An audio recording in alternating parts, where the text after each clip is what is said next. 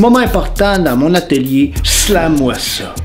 Choix de la thématique. Le sujet que tu vas utiliser pour exprimer ce que tu as à dire. Tout est possible. Limite-toi pas. Vas-y avec ce qui est le plus facile pour toi. Quelque chose qui résonne en toi. Quelque chose que tu aimes. Quelque chose que tu détestes. Quelque chose qui vibre en toi. Quelque chose qui te fait peur.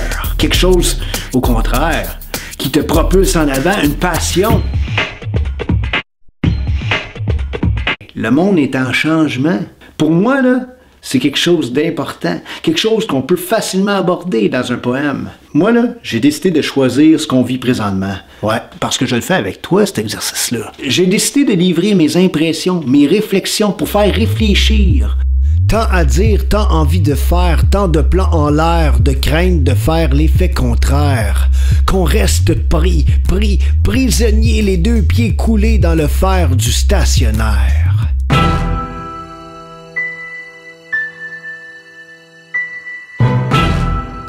Pourquoi un slam? Ça, c'est une bonne question. Il y a des centaines de raisons pourquoi écrire un slam. Chacun a sa raison personnelle d'écrire un slam. Aïe, aïe. J'aime ça. Pour jouer avec les mots, pour faire rire, pour le plaisir, pour faire réfléchir, pour appuyer une cause, pour explorer, pour s'exprimer, pour se défouler, pour la gloire, pour se faire aimer, pour se faire détester, pour provoquer, pour sortir ce qu'on a dedans de nous. Ça, c'est important. Puis c'est peut-être ça exactement la base du slam. Exprimer quelque chose qu'on a envie de dire autrement, en utilisant le pouvoir des mots.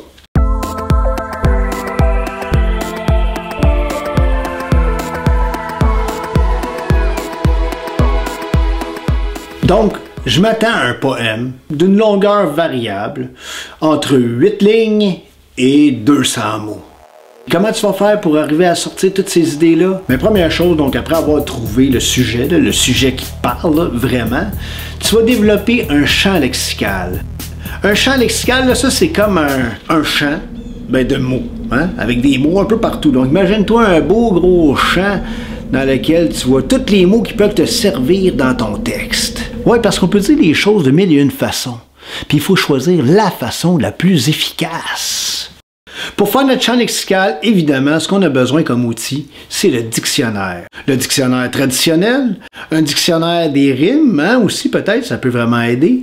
Un dictionnaire aussi des synonymes. Donc on peut aller fouiller là-dedans, mais on peut aussi faire des recherches pour aller le plus loin dans le propos, dans ce qu'on veut dire, ce qu'on veut livrer comme message. Pour moi, c'est super important parce que dire une chose sans fondement, ça perd un peu de son poids, ça perd un peu de son efficacité.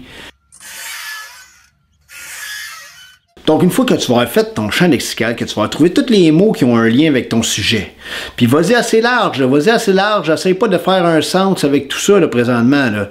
Non, sans te juger, sans te limiter, c'est ça qui est très important là-dedans, donc tu te limites pas. Une fois que tu as fait ça, ben là, après ça, tu crées un ordre quelconque, tu essaies d'écrire. Écrire comme tu le sens, écrire le plus rapidement que possible, en tissant des liens entre les mots que tu as placés comme ça dans ton champ lexical. C'est pas encore l'heure de retravailler trop brutalement ton texte. Non, faut que tu te laisses aller. Premier jet, pense avant tout au message que tu veux passer. Ouais, c'est ça qui est important, le message. Hey, si tu veux, fais pause à la vidéo, puis vas-y, sors tout ce que t'as en dedans, sors-les tes mots.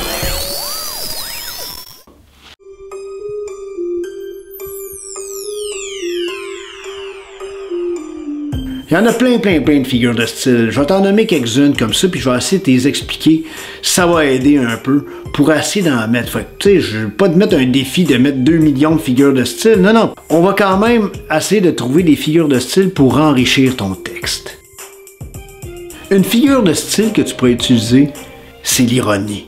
L'ironie? C'est quoi l'ironie? L'ironie, là, c'est à peu près dire le contraire de ce que tu penses, tu sais.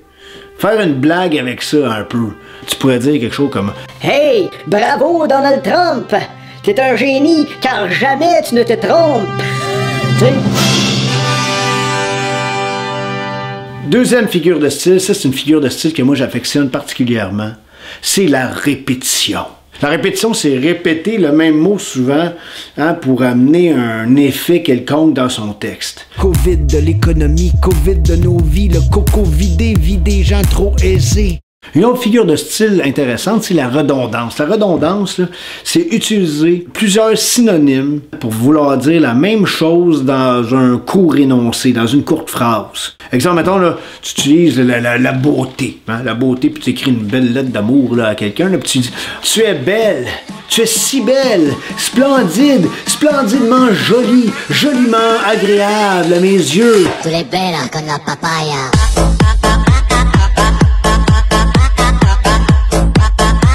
Une autre des figures de style qu'on peut utiliser en poésie, c'est le pléonasme. Le pléonasme, là, ça c'est utiliser des mots avec un même sens, avec une même signification, on pourrait dire, l'un à la suite de l'autre, afin de créer un effet d'insistance. Tu sais, moi j'insiste, là. Sors, sors, dehors, sors dehors. Pourquoi tu peux te sortir en dedans? Ou monte en haut, monte en haut, fleuris, monte en haut, puis va te coucher. Mais non, on peut pas monter en bas.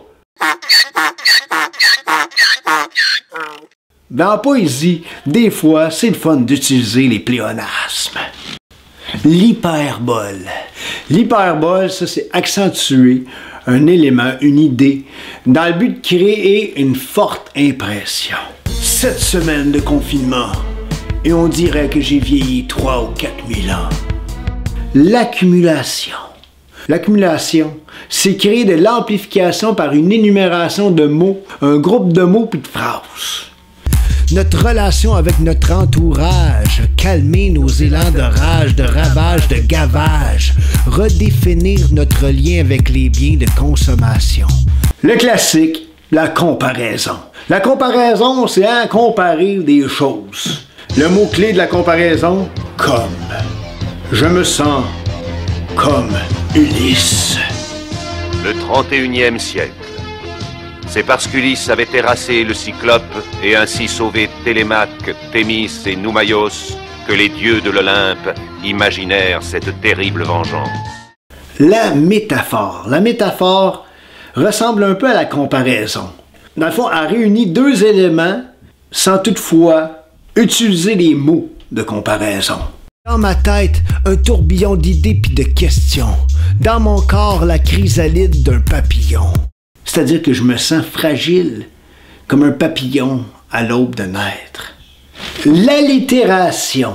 Celle-là aussi, je l'affectionne tout particulièrement. L'allitération cherche à créer des effets sonores fondés sur la répétition de consonnes.